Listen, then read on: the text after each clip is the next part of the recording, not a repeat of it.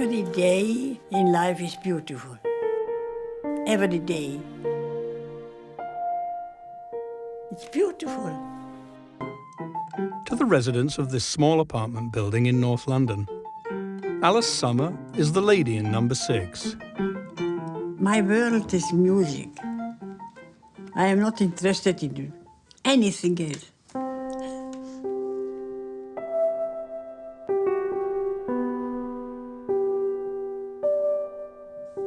The music is so beautiful. Alice lives alone. She still has her health, and at 109 she feels she's the luckiest person alive. I love people. I love everyone. I love people. I love to speak with them. I'm interested in the life of other people. Beethoven. He is a miracle. His music is not only melody, what is inside. What is inside, how it's filled, it's full, it is intensive. The remarkable Alice Sommer, at 109, the oldest Holocaust survivor in the world. She was 39 when she and her little boy Rafi arrived in the strangest place in the entire concentration camp system, Theresienstadt, a feeder camp for Auschwitz, where Jewish celebrities and intellectuals were used by the Nazis for propaganda purposes. These images were filmed to show the world how well the Jews of Europe were being treated. Starving prisoners were allowed to compose and give concerts. I can say without hesitation that the cello saved my life, because I knew what was going on in Auschwitz. So I arrived really preparing to go in the gas chamber. I mean, that was Auschwitz, was gas chambers. Instead of that, when I arrived there, it's a sort of ceremony, you know, people take your clothes off you and shave your head and tattoo a number on your arm. And this is all done by prisoners. And one of these said, "What's your name and where do you come from and what did you do before you were arrested?" And like an idiot, I said, "I used to play the cello." I mean, you know, really ridiculous thing to say. And she said, "Oh, fantastic, you'll be saved." I knew that we will play. And I was thinking, when we can play, it can't be so terrible. The music, the music.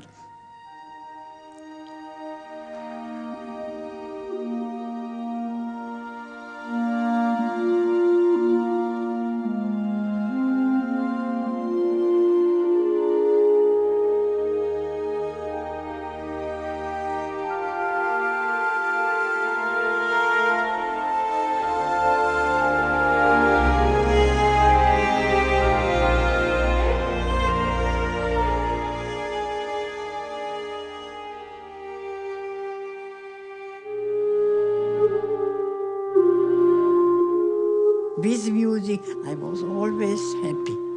I am happy even without music. Even thinking of music made me happy. One of the greatest philosophers said, music is in the first place of art. It brings us on an island with peace, beauty and love.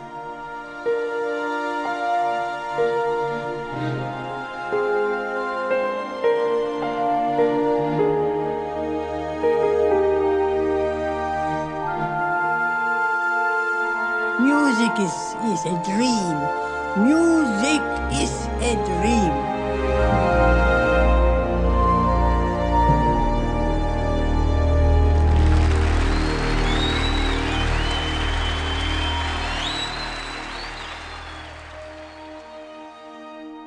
Ah, here they are. Ah, so how is it going? My Sunday friend. She comes every Sunday. Zdenka and Anita stopped by regularly to visit their friend. A pianist, an actress and a cellist. Survivors. They all survived the camps. In Theresienstadt, Alice played over 100 concerts, performing all of Chopin's etudes from memory.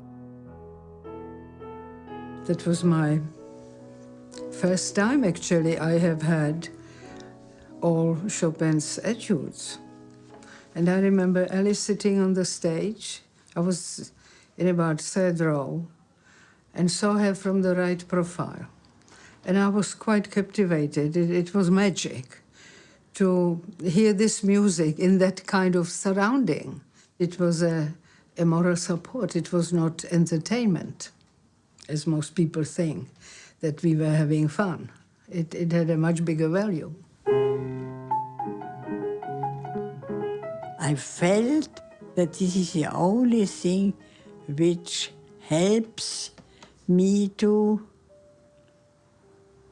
have hope. It is sort of religion, actually.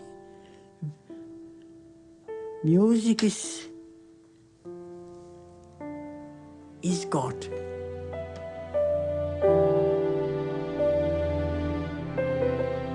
In difficult times you feel it, especially when you are suffering.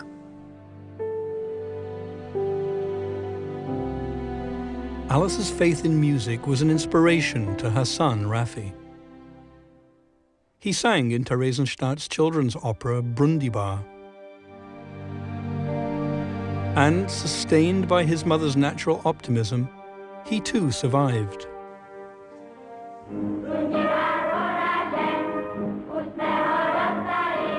So the people who were sitting in the audience and we on stage, we were transported into a different time. The time before, when we lived in a normal civilized life, civilized world, and hoping and being convinced that the war will soon finish, and we'll go back home, and it will go on. But of course, what we knew later, the Germans knew full well that we are sentenced to death, and thought, let them play, let them laugh. The laughter will soon vanish from their face. And we were dancing under the gallows.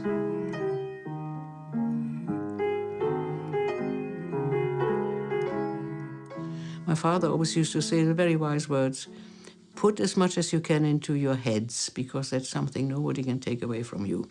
And I think that is so very, very true. And I think this is where music comes in, the importance of music, because you can actually have music in your head without anybody knowing it is happening. You can actually go into another world, which is a lot nicer than the world we're actually living in.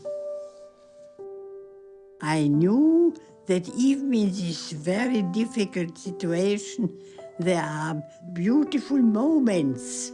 It doesn't exist anything in our world, only bad. Even the bad is beautiful, I would say. Even the bad is beautiful. It has to be. When you are knowing that you will play in the evening a concert, and people, old, terribly ill people came to this concert and became young.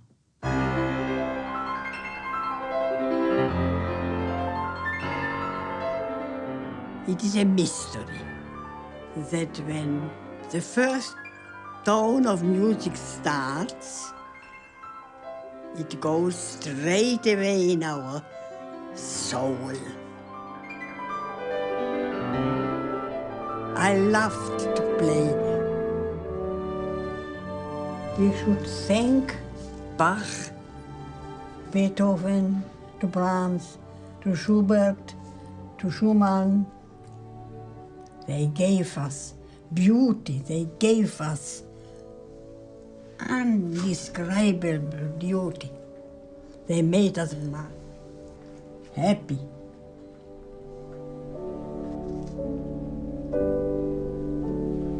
Only when we are so old, only we are aware of the beauty of life.